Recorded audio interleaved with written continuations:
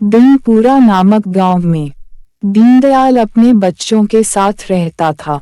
दीनदयाल के पास पुरखों की एक अमानत रखी हुई थी और यह अमानत एक कार थी जो उसके पुरखों की आखिरी निशानी थी। वह अपने पुरखों की इस आखिरी अमानत से बहुत ज्यादा प्यार करता था। वह उसकी बहुत अच्छे से देखभाल करता था।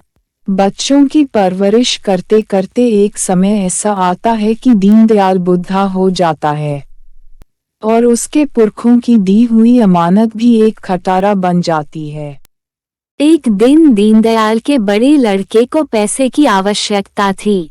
तभी उसके दिमाग में एक ख्याल आता है और वह गाड़ी के पास जाता है। इस खटारे को ले जाकर भंगार में बेच देता हूँ। इससे कुछ ना कुछ रुपए मिल जाएंगे और मुझे मदद मिल जाएगी।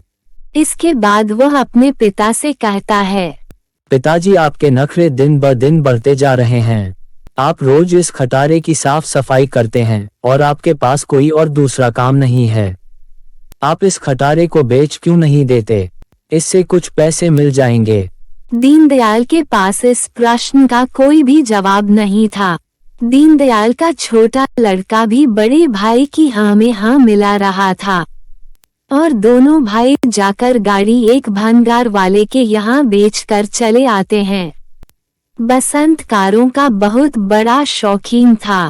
कार को ले जाकर बसंत एक कारखाने में मरम्मत के लिए छोड़ जाता है। कुछ दिन बाद जब बसंत कार लेने जाता है तब उसको देखकर यकीन नहीं होता है कि यह वही पुरानी कार है। बसंत खुशी खुशी कार लेकर कारखाने से चल देता है और वह जब अपने घर के पास पहुंचता है तो देखता है कि कई सारे लोग खड़े हुए हैं। बसंत, तुमने पैसा देने का वादा किया था और पैसा अभी तक नहीं चुकाया। तुमने मेरा भी पैसा देने का वादा किया था पर अभी तक नहीं दिया।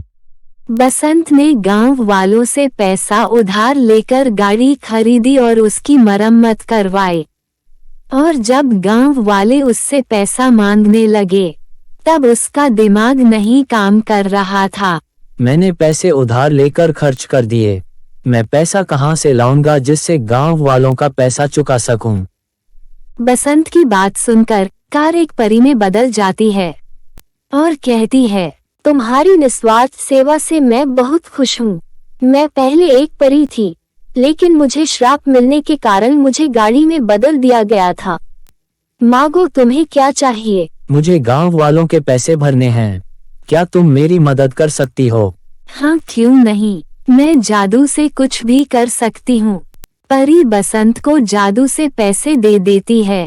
पैसे पाकर बसंत बहुत खुश हो जाता है और गांव में जाकर सबके पैसे लौटा देता है। इधर दीनदयाल गाड़ी जाने के दुख में बैठा रहता है। तभी उसके सामने परी प्रकट हो जाती है और कहती है, तुमने मेरी निस्वार्थ सेवा की है, अपनी पूरी जिंदगी मेरी सेवा में निकाल दी है। मांगो, तुम्हें क्या वरदान चाहिए? मुझे कुछ नहीं चाहिए, मैं बस अपने परिवार को खुश देखना चाहता हूँ। तुम्हें जब कभी भी मेरी आवश्यकता होगी तुम मुझे पुकार लेना, मैं यहाँ पर प्रकट हो जाऊंगी। यह देखकर दीनदयाल बहुत खुश हो जाता है और परी वहाँ से चली जाती है। और जब कभी आवश्यकता पड़ती तब दीनदयाल परी को याद करके उसको बुला लेता था।